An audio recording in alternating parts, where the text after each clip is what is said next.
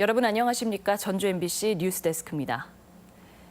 장애를 가진 딸 고준희 양을 학대치사한 혐의로 구속된 친아버지가 오늘 현장 검증에서 범행을 재연했습니다. 아버지 고 씨는 학대한 사실을 인정하면서도 그것 때문에 숨진 건 아니라며 범행을 부인했습니다. 한범수 기자의 보도입니다. 고준희 양이 숨지기 직전까지 살던 아파트로 경찰 호송 차량이 들어옵니다. 아버지 고 씨가 모습을 드러내자 주민들 사이에 격앙된 반응이 터져나옵니다. 얼굴 좀 벗겨! 얼굴 좀 벗겨! 몇몇 주민들은 고향이 살던 집 앞에 지켜주지 못해 미안하다는 편지와 국화꽃 등을 놓아두기도 했습니다. 2,000분 전지. 그러고서 여기 와가지고 내연녀랑 살고 기가 막혀 진짜. 고 씨는 집안에서 진행된 현장 검증에서 딸 준희 양의 발을 짓밟고 때리는 장면을 재현했습니다. 또 내연녀에 묻힌 김모 씨와 숨진 딸의 시신을 유기하기로 공모하고 야산에 직접 묻는 모습까지 보여줬습니다. 어떻게 할 수가 없어. 그대로 그냥 얇은 이불만 하나 덮어주고 그냥 있었어요. 저도 멍하니 몇 시간씩. 고 씨는 자신이 아동 학대범으로 몰릴 것이 두려 경찰에 신고를 하지 않고 동거녀 어머니와 함께 준희 양의 시신을 야산에 유기한 것으로 전해졌습니다. 하지만 고양을 학대해 숨지게 한 혐의에 대해선 철저히 부인하고 나섰습니다.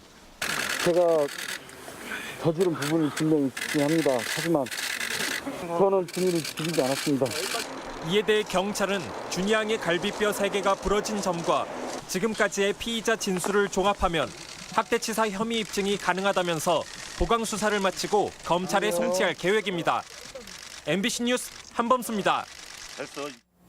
버스 업계가 운행거리에 비해서 버스 요금을 과다하게 받아왔다는 보도 여러 차례 해드렸는데요. 버스 요금이 부당하게 책정된 부분이 또 있었습니다. 바로 간이정류소의 요금인데 목적지까지 더 가까운 게 바로 이 간이정류소인데도 요금은 똑같이 받고 있었습니다. 이경희 기자의 보도입니다. 전주 효자동에 있는 서부 간이정류소. 금암동에 있는 전주 시외버스 터미널을 출발해 정읍이나 고창으로 가는 버스가 도중에 정차해서 승객을 태우는 곳입니다. 간이정류소는 터미널에서 탈 때보다 목적지에 훨씬 가까운데요.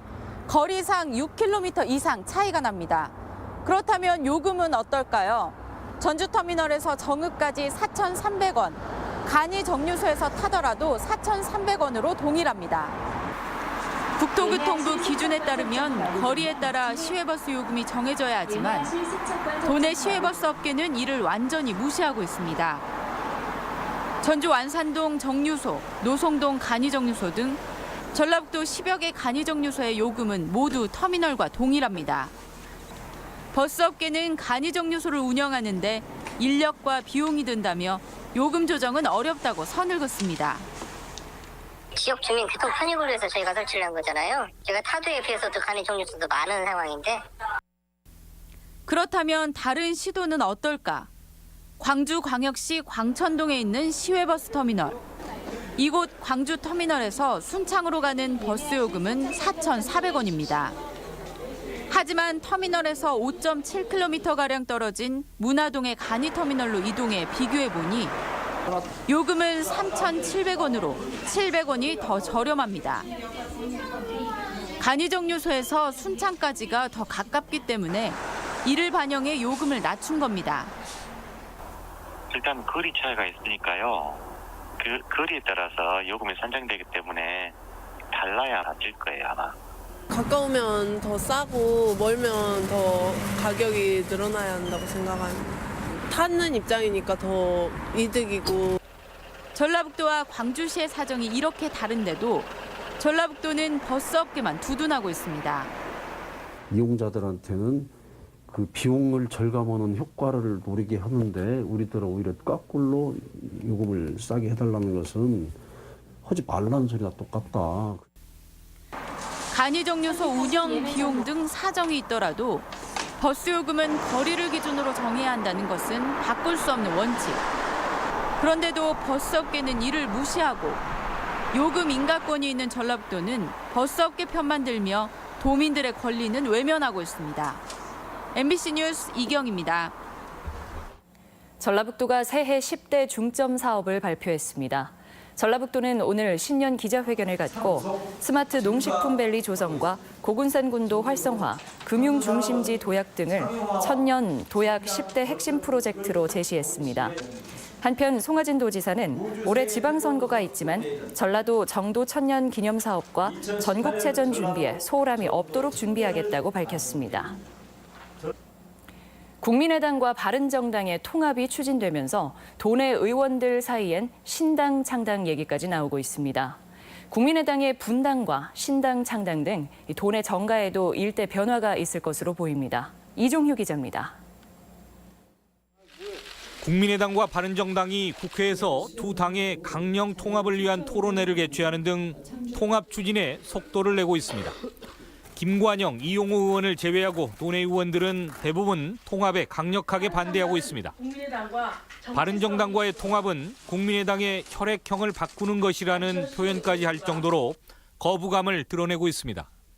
국민의당이라는 것을 완전 보수 야합신당으로 끌고 가려고 하니까 반대하는 거지요.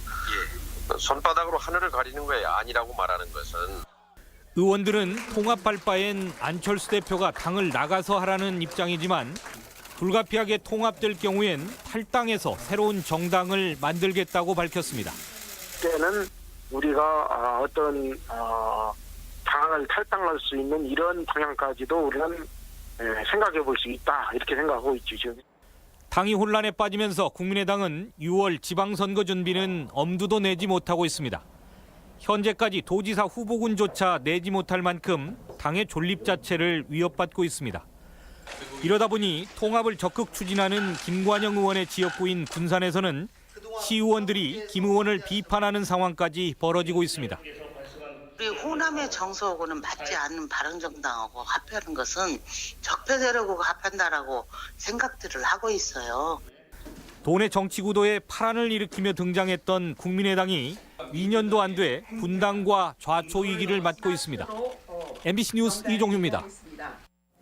부당 인사 개입 혐의로 재판에 넘겨진 김승환 도교육감에게 무죄가 선고됐습니다. 김 교육감이 한숨을 돌리면서 올해 지방선거에서 3선 도전 여부에 더욱 관심이 모아지고 있습니다. 보도에 강동엽 기자입니다. 승진 인사를 부당하게 개입한 혐의로 기소된 김승환 교육감에게 법원이 무죄를 선고했습니다.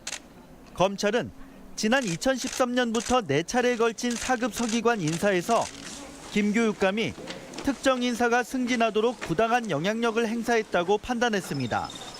하지만 1심 법원은 교육감의 의견 제시가 권한을 넘어서는 일이지만 관행에 따른 것이었고 인사 담당자의 의사에도 반하지 않았다며 선고 이유를 밝혔습니다. 승소한 김 교육감은 검찰의 기소가 전 정권의 표적 수사라며 검찰을 비판했습니다.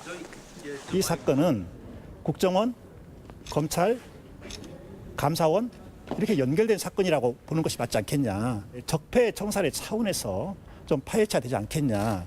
검찰의 항소가 변수지만 지방선거에 영향을 미칠 수 있는 재판에서 교육감이 승소하면서 3선 도전 여부에 관심이 쏠렸습니다. 하지만 김 교육감은 확답을 피했습니다. 3선 출마에 대한 부담감도 상당히 덜으셨을 것 같아요. 그건 내가 며칠 더 이렇게 생각을 해보고.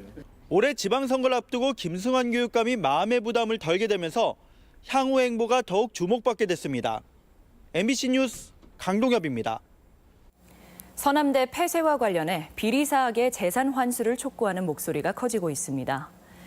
사립학교 개혁과 비리 추방을 위한 국민운동본부는 오늘 국회에서 기자회견을 열고 서남대의 학교 폐쇄가 확정됐음에도 사학법 때문에 비리의 온상인 구재단 일가의 자녀 재산이 귀속되는 등 문제점이 많다고 꼬집었습니다. 국민운동본부는 사학 비리를 조장하는 사학법을 반드시 개정해 사학을 개인의 사유물에서 사회의 공공재로 만들어야 한다고 주장했습니다. 다음은 희망 2018 나눔 캠페인 성금을 저희 전주 MBC에 맡겨주신 분들 소개해드립니다. 원광대학교 김도종 총장 외 교직원분들이 1,152만 5,070원을 보내주셨습니다. 주식회사 정석케미칼 김용현 대표이사 외 임직원분들이 500만 원을 보내주셨습니다. 성금을 보내주신 분들께 감사드립니다. 재량사업비 비리 혐의로 기소된 전주 6선거구의 최진호 도의원이 오늘 도의회 사무처에서 사직서를 제출했습니다. 최 의원은 재량사업비 예산을 집행하는 과정에서 브로커로부터 돈을 받은 혐의로 기소됐으며 다음 주 법원에 선고를 앞두고 있습니다. 최 의원의 사퇴는 지난해 같은 비리로 구속 기소된 강영수 도의원의 사퇴에 이어 두 번째입니다. 충북 제천 화재 사고처럼 도내 다중이용시설도 화재에 취약한 것으로 나타났습니다.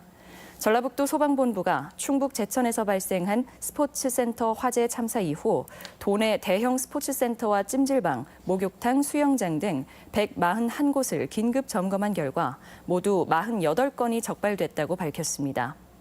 불이 났을 때 대피하는 피난구 유도 등이나 화재 감지기가 고장난 사례도 있었으며 소방본부는 과태료를 부과하고 이달 말까지 보완 조치할 방침입니다. 전주대 한국고전학연구소가 전국에서 유일하게 번역 대형 거점 연구소로 지정됐습니다. 전주대는 고전 자료를 번역하고 관련 인재를 육성하는 정부의 권역별 거점 연구소 협동 번역 사업에 교내 한국고전학연구소가 선정됐다고 밝혔습니다. 한국고전연구소는 매년 6억 4천만 원의 사업비를 받아 한국고전문화연구원과 함께 호남권 문집 등을 번역 발간할 예정입니다. 고창의 고인돌 운곡 습지가 국가생태관광지역으로 재지정받았습니다. 전북권 뉴스였습니다.